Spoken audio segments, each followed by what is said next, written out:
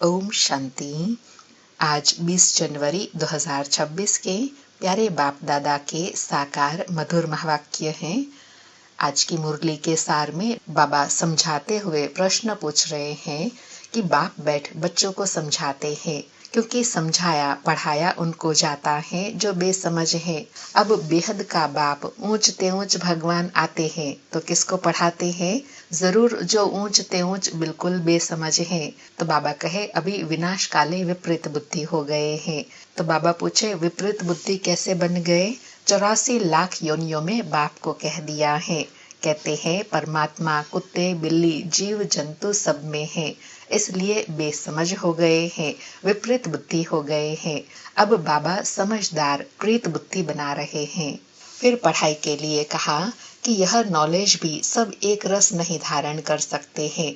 कोई 1% धारण करते हैं तो कोई 95% धारण करते हैं। पढ़ाई कब छिपी नहीं रह सकती। पढ़ाई अनुसार ही पद मिलता है। आगे चल इम्तिहान होता है। बिगर इम्तिहान तुम ट्रांसफर हो नहीं सकते। पिछाड़ी में तुम बच्चों को सब मालूम पड़ेगा, कौन कितने नंबर से पास होते हैं, कौन से पद के लायक बनते हैं। बाबा कहे तुमको पुरुषार्थ करना है पास विद ऑनर स्कॉलरशिप लेने का। और कहा तुम यहाँ आए ही हो लक्ष्मी नारायण बनने, तो चलन बड़ी अच्छी चाहिए। फिर उल्हाना देते हुए कहा कि बेहद के बाप को 3-3 4-4 मास तक याद भी नहीं करते हैं। याद नहीं करते हैं तो मालूम कैसे पड़ेगा कि बच्चे याद करते हैं या नहीं करते हैं, कैसे हैं? जबकि बाबा कहे चिट्ठी आए तो बाबा को पता चले, उस चिट्ठी में फिर सर्विस का समाचार हो, हमने यह रूह रिहान की, यह सर्विस की। बाबा कहे सर्विस का सबूत भेजे तो बाबा समझे हाँ बच्चे जीते हैं, सर्विस में है। बाबा कहे कहीं तो ऐसे भी देह अभिमानी हैं जो न तो बाप को याद करते हैं न सर्विस का सबूत देते हैं, अपना समाचार भी नहीं लिखते हैं। तो फिर याद से याद कैसे मिलेंगी? जब बच्चे याद नहीं करते हैं तो फिर बाबा याद कैसे करे? सुनते हैं प्यारे बाप दादा के अनमोल मधुर महावाक्य। आज बाबा कहे मीठे बच्चे, बेहद के बाप को याद करना यही है गुप्त बात। याद से याद मिलती है। जो याद नहीं करते उन्हें बाप भी कैसे याद करे? आज मुरली से प्रश्न है, संगम पर तुम बच्चे कौन सी पढ़ाई पढ़ते हो जो सारे कल्प में नहीं पढ़ाई जाती? उत्तर में बाबा कहे जीते जी शरीर से न्यारा अर्थात मुर्दा होने की पढ़ाई अभी पढ़ते हो, क्योंकि तुम्हें कर्मातीत बनना है। बाकी जब तक शरीर में है तब तक कर्म तो करना ही है। मन भी अमन तब हो जब शरीर न हो, इसलिए मन जीते जगत जीत नहीं, लेकिन माया जीते जगत जीत। ओम शांति। बाप बैठ बच्चों को समझाते हैं, क्योंकि यह तो बच्चे समझते हैं, बेसमझ को ही पढ़ाया जाता है। अब बेहद का बाप ऊंच ते ऊंच भगवान आते ही है तो किसको पढ़ाते होंगे? बाबा प्रश्न पूछ रहे हैं कि ऊंच ते ऊंच भगवान जब आते हैं, पढ़ाते हैं, समझाते हैं तो किनको पढ़ाते हैं? जरूर जो ऊंच ते ऊंच बिल्कुल बेसमझ होंगे। इसलिए कहा ही जाता है विनाश काले विपरीत बुद्धि। विपरीत बुद्धि कैसे हो गए हैं? फिर बाबा दूसरा प्रश्न पूछ रहे हैं कि विपरीत बुद्धि कैसे हो गए? 84 लाख योनियां लिखा हुआ है ना, तो बाप को भी 84 लाख जन्मों में ले आए हैं।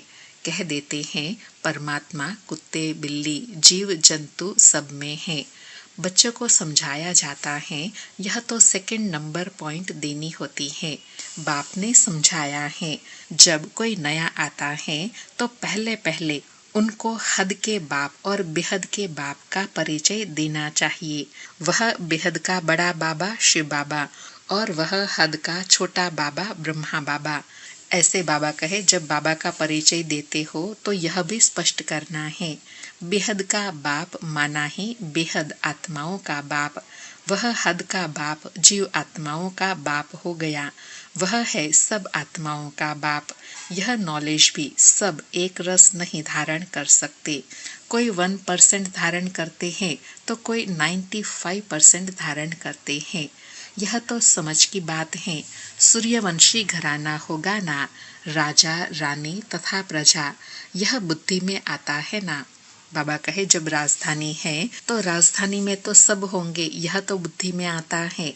प्रजा में सब प्रकार के मनुष्य होते हैं। प्रजा माना प्रजा। बाप समझाते हैं यह पढ़ाई है। अपनी बुद्धि अनुसार हर एक पढ़ते हैं। हर एक को अपना अपना पार्ट मिला हुआ है। जिसने कल्प पहले जितनी पढ़ाई धारण की है उतनी अब भी धारण करते हैं। पढ़ाई कब छिपी नहीं रह सकती। पढ़ाई अनुसार ही पद मिलता है। बाप ने समझाया है आगे चल इम्तिहान तो होता ही है, बिगर इम्तिहान ट्रांसफर तो हो न सके। पिछाड़ी में सब मालूम पड़ेगा, बल्कि अभी भी समझ सकते हैं कि हम किस पद के लायक हैं। भल लज्जा के मारे सबके साथ साथ हाथ उठा देते हैं। दिल में समझते भी हैं हम यह कैसे बन सकेंगे, तो भी हाथ उठा देते हैं। अर्थात लोक संग्रह के लिए लज्जा के मारे हाथ उठा देते हैं, लेकिन अपने अंदर रियलाइज तो करते हैं कि हम इस पद के पात्र तो अभी बने नहीं हैं। बाबा कहे समझते हुए भी फिर हाथ उठा लेना, यह भी अज्ञान कहेंगे। कितना अज्ञान है। बाप तो जट समझ जाते हैं। इससे तो उन स्टूडेंट में अकल होता है। वह समझते हैं हम स्कॉलरशिप लेने के लायक नहीं हैं, पास नहीं होऊंगा। इससे तो वह अज्ञानी अच्छे जो समझते हैं टीचर जो पढ़ाते हैं उसमें हम कितने मार्क्स लेंगे, ऐसे थोड़े ही कहेंगे हम पास विद ऑनर होंगे। तो सिद्ध होता है यहाँ इतनी बुद्धि नहीं है। देह अभिमान बहुत है। जब तुम आए हो यह लक्ष्मी नारायण बनने, तो चलन बड़ी अच्छी चाहिए। बाप कहते हैं कोई तो विनाश काले विपरीत बुद्धि है, क्योंकि कायदे सिर बाप से प्रीत नहीं है तो क्या हाल होगा। ऊंच पद पा नहीं सकेंगे। बाबा कहे श्रीमत पर नहीं चलेंगे, बाबा से प्रीत बुद्धि नहीं है, तो फिर अंत में क्या होगा, अपने श्रेष्ठ पद से वंचित हो जाएंगे। बाबा कहे बाप बैठ तुम बच्चों को समझाते हैं विनाश काले विपरीत बुद्धि का अर्थ क्या है। बच्चे ही पूरा नहीं समझ सकते तो फिर और क्या समझेंगे। जो बच्चे समझते हैं हम शिव बाबा के बच्चे हैं, वही पूरा अर्थ को नहीं समझते। बाप को याद करना यह तो है गुप्त बात। बाबा बड़ी गुह्य और अटेंशन वाली बात बता रहे हैं कि जब बच्चे ही पूरा खुद अच्छी रीति नहीं समझ पाएंगे तो फिर दूसरों को कैसे समझा सकेंगे, क्योंकि ज्ञान की तो बड़ी गुह्य और गुप्त बातें हैं। बाबा कहे पढ़ाई तो गुप्त नहीं है ना, पढ़ाई में नंबरवार है। सब एक जैसा थोड़े ही पढ़ेंगे। बाप तो समझते हैं यह अभी बेबीज हैं, अर्थात ज्ञान में अभी छोटे हैं। ऐसे बेहद के बाप को 3-3, 4-4 मास याद भी नहीं करते हैं। मालूम कैसे पड़े कि याद करते हैं। बाबा कहे बाबा को कैसे मालूम पड़ेगा कि बच्चा याद करता है, उसका प्रमाण क्या है। तो बाबा कहे जबकि उनकी चिट्ठी आए, फिर उस चिट्ठी में सर्विस समाचार भी हो कि यह रूहानी सेवा करता हूँ, सबूत चाहिए ना। बाबा कहे सेवा करते हैं, याद करते हैं, वो कैसे मालूम पड़ेगा जब बच्चे अपने सर्विस का समाचार बाबा को देंगे, वह जिसको हम कहते हैं अपना चार्ट बाबा को देंगे। बाबा कहे ऐसे तो देह अभिमानी होते हैं जो न तो कभी याद करते हैं न सर्विस का सबूत दिखाते हैं। कोई तो समाचार लिखते हैं बाबा फलाने आए, उनको यह समझाया, तो बाबा भी समझते हैं बच्चा जिंदा है, सर्विस समाचार ठीक देते हैं। कोई तो 3-4 मास पत्र नहीं लिखते, कोई समाचार नहीं तो समझेंगे मर गया या बीमार है। बीमार मनुष्य लिख नहीं सकते हैं। यह भी कोई लिखते हैं हमारी तबीयत ठीक नहीं थी इसलिए पत्र नहीं लिखा। अर्थात अपना कोई भी समाचार बाबा को जरूर लिखना है, चाहे सर्विस का, चाहे याद का, चाहे कोई तबीयत भी ठीक नहीं है तो भी बाबा को पत्र लिखकर अपना समाचार बाबा को देना है, तो बाबा को भी पता चले। बाबा कहे कोई तो समाचार ही नहीं देते, न बीमार है, देह अभिमान है। फिर बाप भी याद किसको करे, याद से याद मिलती है, परंतु देह अभिमान है। बाबा बड़ी सूक्ष्म बात बता रहे हैं कि जब बच्चे याद नहीं करेंगे तो बाबा भी किसको याद करेंगे। बाप आकर समझाते हैं, मुझे सर्वव्यापी कहे 84 लाख से भी जास्ती योनियों में ले जाते हैं। मनुष्य को कहा जाता है पत्थर बुद्धि, भगवान के लिए तो फिर कह देते पत्थर बित्तर के अंदर विराजमान है। तो यह बेहद की ग्लानि हुई ना। इसलिए बाप कहते हैं, मेरी कितनी ग्लानि करते हैं। अभी तुम तो नंबरवार समझ गए हो। भक्ति मार्ग में गाते भी हैं, आप आएंगे तो हम वारी जाएंगे, आपको वारिस बनाएंगे, अर्थात अपना सब कुछ आपको अर्पण कर देंगे। तो यह वारिस बनाते हैं जो कहते हैं पत्थर ठिक्कर में हो। बाबा कहे, देखो वारिस भी बनाया तो कैसे बनाया, क्या कहते हैं, आप तो पत्थर ठिक्कर में हो। कितनी ग्लानि करते हैं। तब बाप कहते हैं, यदा यदा ही धर्मस्य ग्लानिर्भवति भारतम, जब अति ग्लानि होती है तब मैं आता हूँ। अभी तुम बच्चे बाप को जानते हो तो बाप की कितनी महिमा करते हो। कोई महिमा तो क्या, कभी याद कर 2 अक्षर लिखते भी नहीं, देह अभिमानी बन पड़ते हैं। तुम बच्चे समझते हो हमको बाप मिला है, हमारा बाप हमको पढ़ाते हैं। भगवान वाच है ना, मैं तुमको राजयोग सिखलाता हूँ। विश्व की राजाई कैसे प्राप्त हो उसके लिए राजयोग सिखाता हूँ।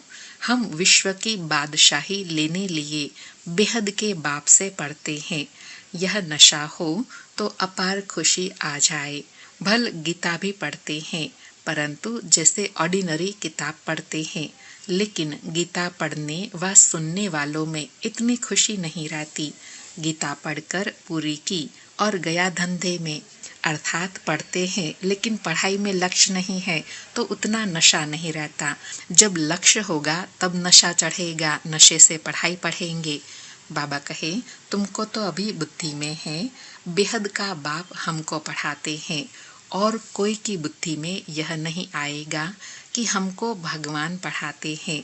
तो पहले पहले कोई भी आवे तो उनको 2 बाप की थ्योरी समझानी है। बोलो भारत स्वर्ग था ना, अभी नर्क है। ऐसे तो कोई कह न सके कि हम सतयुग में भी है, कलयुग में भी है, अर्थात दोनों तो एक साथ नहीं चल सकता है ना। बाबा कहे, किसी को दुख मिला तो वह नर्क में है, किसी को सुख मिला तो स्वर्ग में है। ऐसे बहुत कहते हैं, दुखी मनुष्य नर्क में है, हम तो बहुत सुख में बैठे हैं, महल माड़िया आदि सब कुछ है, बाहर का बहुत सुख देखते हैं ना। यह भी तुम अभी समझते हो। सतयुगी सुख तो यहाँ हो नहीं सकता। ऐसे भी नहीं गोल्डन एज को आयरन एज कहो अथवा आयरन एज को गोल्डन एज कहो, एक ही बात है। बाबा कहे, ऐसे तो हो नहीं सकता। ऐसे समझने वाले को भी अज्ञानी कहेंगे। तो पहले पहले बाप की थ्योरी बतानी है। बाप ही अपनी पहचान देते हैं और तो कोई जानते नहीं। कह देते परमात्मा सर्वव्यापी है। अभी तुम चित्र भी दिखाते हो, आत्मा और परमात्मा का रूप तो एक ही है। वह भी आत्मा है, परंतु उनको परम आत्मा कहा जाता है। बाप बैठ समझाते हैं, मैं कैसे आता हूँ। सभी आत्माएं वहाँ परम धाम में रहती हैं।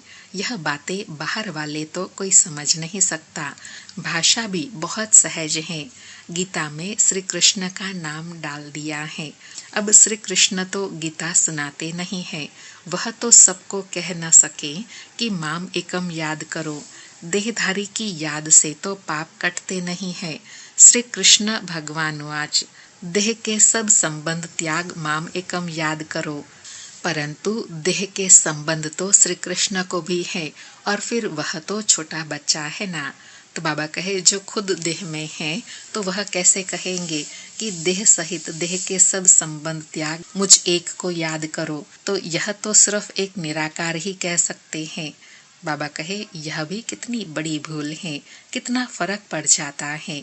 एक भूल के कारण परमात्मा तो सर्वव्यापी हो नहीं सकता, जिसके लिए कहते हैं सर्व का सद्गति दाता। तो क्या वह भी दुर्गति को पाते हैं?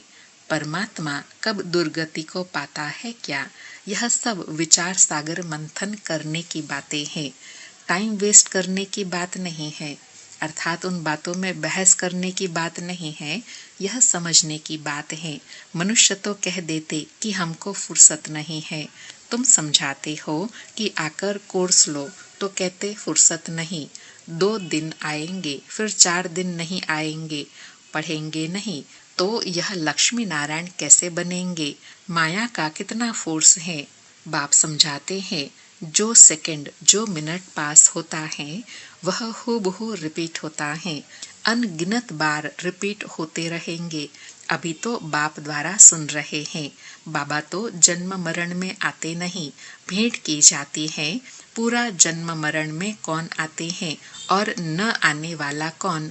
सिर्फ एक ही बाप है जो जन्म मरण में नहीं आते हैं, बाकी तो सब आते हैं। इसलिए चित्र भी दिखाया है, ब्रह्मा और विष्णु दोनों जन्म मरण में आते हैं। ब्रह्मा सो विष्णु, विष्णु सो ब्रह्मा, पार्ट में आते जाते हैं, एंड हो न सके। अर्थात बाबा कहे ब्रह्मा सो विष्णु, विष्णु सो ब्रह्मा, यह 84 जन्मों का चक्र चलता रहता है। यह चित्र फिर भी आकर सब देखेंगे और समझेंगे। बहुत सहज समझ की बात है, बुद्धि में आना चाहिए। हम सो ब्राह्मण, फिर हम सो क्षत्रिय वैश्य शूद्र बनेंगे। बाप फिर आएंगे तो हम सो ब्राह्मण बन जाएंगे। यह याद करो तो भी स्वदर्शन चक्रधारी ठहरे।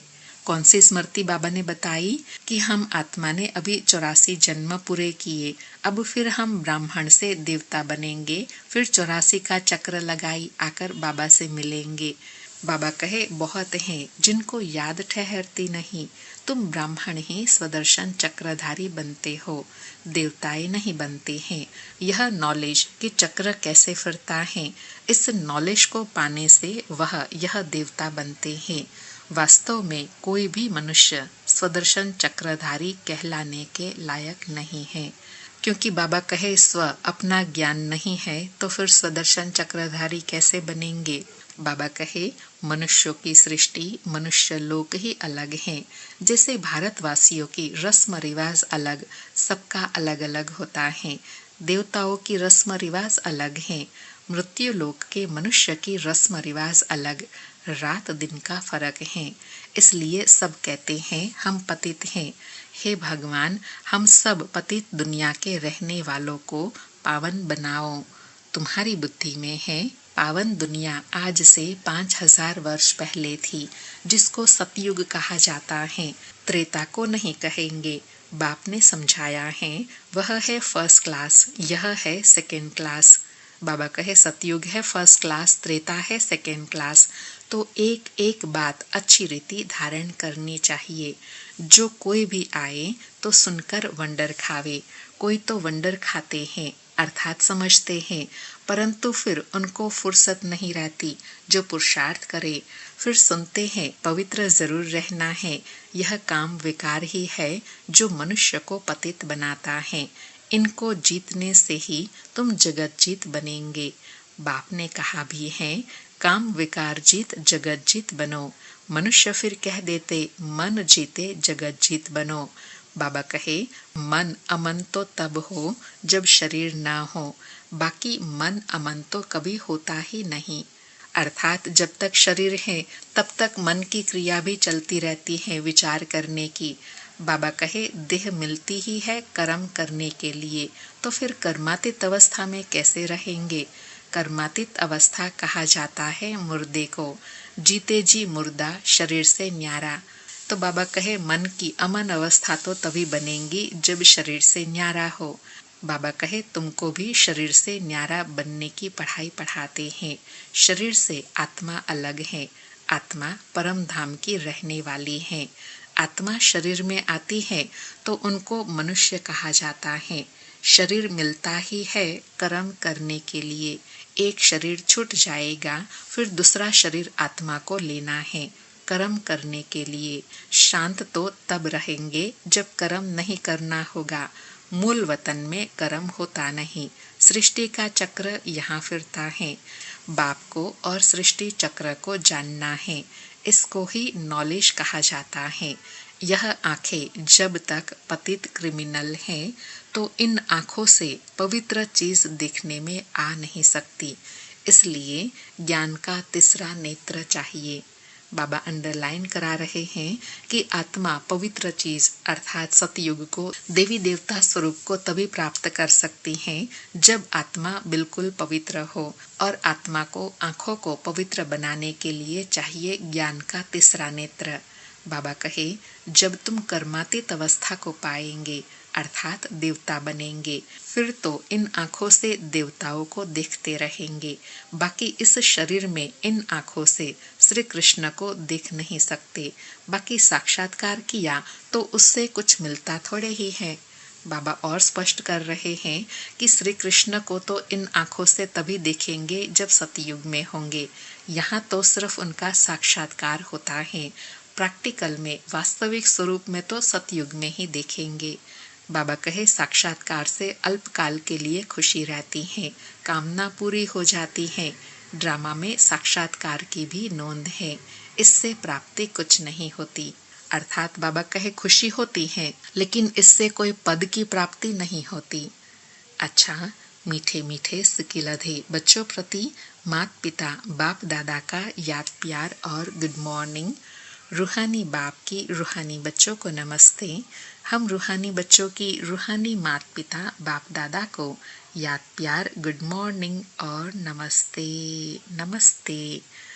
सारी मुरली से धारणा के लिए सार है। पहला पॉइंट, शरीर से न्यारी आत्मा हूँ, जीते जी इस शरीर में रहते जैसे मुर्दा। इस स्थिति के अभ्यास से कर्मातीत अवस्था बनानी है। दूसरा पॉइंट, सर्विस का सबूत देना है। देह अभिमान को छोड़ अपना सच्चा सच्चा समाचार देना है। पास विद ऑनर होने का पुरुषार्थ करना है। आज प्यारी बाबा का वरदान है, अपने शांत स्वरूप स्टेज द्वारा शांति की किरणें फैलाने वाले मास्टर शांति सागर भव।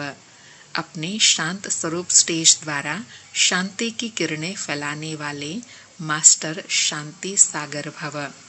स्पष्टीकरण है, वर्तमान समय विश्व के मेजॉरिटी आत्माओं को सबसे ज्यादा आवश्यकता है सच्चे शांति की। अशांति के अनेक कारण दिन प्रतिदिन बढ़ रहे हैं और बढ़ते जाएंगे। अगर स्वयं अशांत नहीं भी होंगे तो औरों के अशांति का वायुमंडल वातावरण शांत अवस्था में बैठने नहीं देगा। अशांति के तनाव का अनुभव बढ़ेगा। ऐसे समय पर आप मास्टर शांति के सागर बच्चे अशांति के संकल्पों को मर्ज कर विशेष शांति के वाइब्रेशन फैलाओ। बाबा ने वर्तमान समय अनुसार अपनी स्थिति बनाने के साथ साथ सेवा बताई कि वातावरण और ही अशांति का होना ही है। इसलिए बाबा कहे, अब वर्तमान समय अपने को मास्टर शांति के सागर बन उस श्रेष्ठ स्थिति में रहे सारी विश्व की आत्माओं को शांति के वाइब्रेशंस देने हैं। आज का स्लोगन है, बाप के सर्व गुणों का अनुभव करने के लिए सदा ज्ञान सूर्य के सन्मुख रहो। आज के अव्यक्त इशारे हैं, इस अव्यक्त मास में बंधन मुक्त रहे, जीवन मुक्त स्थिति का अनुभव करो। आज का अभ्यास है, अभी समय की बचत, संकल्पों की बचत, शक्ति के बचत की योजना बनाकर बिंदी रूप की स्थिति को बढ़ाओ। जितना बिंदु रूप की स्थिति होंगी उतना कोई भी इविल स्पिरिट व इविल संस्कार का फोर्स आप लोगों को वार नहीं कर पाएगा। आप भी उनसे मुक्त रहेंगे और आपका शक्ति स्वरूप उन्हों को भी मुक्त करेगा। बाबा कहे, स्वयं मुक्त रहे, दूसरों को भी मुक्ति का अनुभव कराने के लिए अपने पास बचत का खाता जितना होगा उस आधार से ही अनेक आत्माओं को प्राप्ति करा सकेंगे। बाहर के दुनिया के प्रभाव से स्वयं को भी मुक्त रख सकेंगे और साथी आत्माओं को भी उन वातावरण से मुक्त करेंगे। अच्छा, ओम शांति। शुक्रिया बाबा, शुक्रिया।